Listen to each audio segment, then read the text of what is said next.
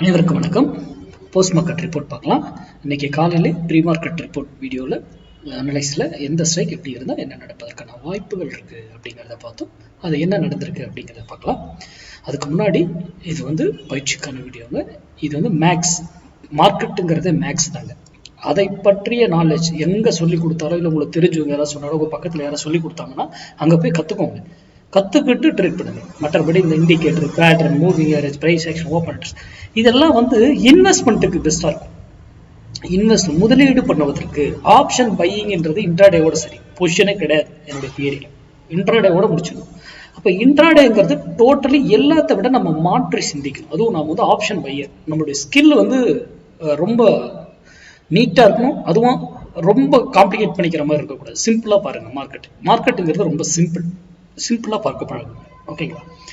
சரி, இப்போ இன்னைக்கு 24,900 புட்டு 90 ரூபாய்க்கு கீழே இருந்தா மார்க்கெட் மேல, மார்க்கெட் 90 ரூபாய்க்கு மேல போயிடுச்சுன்னா மார்க்கெட் கீழே அப்படின்னு நம்ம சொல்லியிருந்தோம். கரெக்டுங்களா? இங்க பாருங்க, காலையில எக்ஸாக்டா 90 ரூபாய்க்கு மேலேயே தான் இருந்து போறாப்புல. இங்க ஏன் இங்கிருந்து திரும்பிட்டாங்க அப்படிங்கிறதுக்கான விடைகள்லாம் உங்களுக்கு கண்டிப்பா தெரியணும்.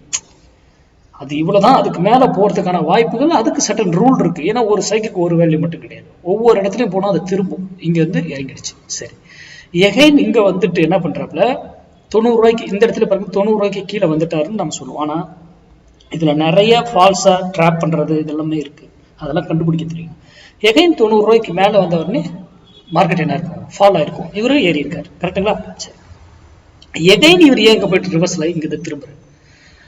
ஏன்னா ஒரு ஸ்ட்ரைக்குக்கு ரிவர்சல்னு ஒரு இடத்துக்கள்ல போனா அது மார்க்கெட் ரிவர்ஸ் பண்ணணும். அந்த ஸ்ட்ரைக்கை அதுக்கு அந்த இடத்துல ஸ்டேபிள் ஆகும். அதுக்கு அங்க சட்டன் ரூல் இருக்கு. அதுக்கப்புறமா அது திரும்பும். ஒரு ஸ்ட்ரைக் திரும்புறதா இருந்தா எந்த டைரக்ஷன் ஃபர்தரா அப்படியே மேல போறதா இல்லை அப்படியே கீழே வரதா அப்படிங்கிறதெல்லாம் இருக்கு. இதை சும்மா ஒரு பிரைஸை மட்டும் வச்சுட்டு நம்ம நான் இதுல சொல்றது மார்க்கெட்டுடைய டைரக்ஷன் மட்டுமே. டிப்டி up side or down side. இதை பை பண்ணுங்க, செல் பண்ணுங்க நான் சொல்லவே மாட்டேன் என்னைக்குமே. ஓகேங்களா? நீங்களா எல்லாமே கண்டுபிடித்து நீங்களா வர்த்தகம் பண்ணணும். நம்ம சொல்லி கொடுக்குற கிளாஸ்ல அதுக்கு முன்னாடி ஒன்று சொல்லிடுறேன். நிறைய மெசேஜ் பண்ணி கிளாஸ் கேட்டுக்கிட்டு இருக்கீங்க. இப்போ கிளாஸ் ஆல்ரெடி பேட்ச் போய்கிட்டு இருக்கு. அது முடிஞ்சதுக்கு அப்புறமா தான் அதுக்கும் எனக்கு நேரம் இருந்தால் அதற்கு ஏற்றாற் போல பிளான் பண்ணி தான் நான் பண்ணுவேங்க. இன்ஸ்டண்டா கிளாஸ் வைக்கிறதுக்கான வாய்ப்புகள் குறைவு. ஒரு மாசம் முடியட்டும். அதுக்கப்புறம் இதே இன்னும் 10ஆம் தேதி 8ஆம் தேதி வரைக்கும் இருக்குன்னு நினைக்கிறேன். அது முடிஞ்சதுக்கு அப்புறம் ஒரு 1 மந்த் போகட்டும். அதுக்கப்புறம் அடுத்த கிளாஸ் அது பொசிஷன் கிளாஸ் வைக்கலாமா? பொசிஷன் மீன்ஸ் அது இன்வெஸ்ட்மெண்ட் பேஸ்டு. ஆப்ஷன் பேஸ்டுங்கிறது இன்ட்ராடே கிளாஸ். 2 இருக்கு. அது எப்போ என்னங்கிறத அப்புறம் தான் நானே முடிவு பண்ணுவேன். இப்போ எனக்கே அந்த ஐடியா இல்லை.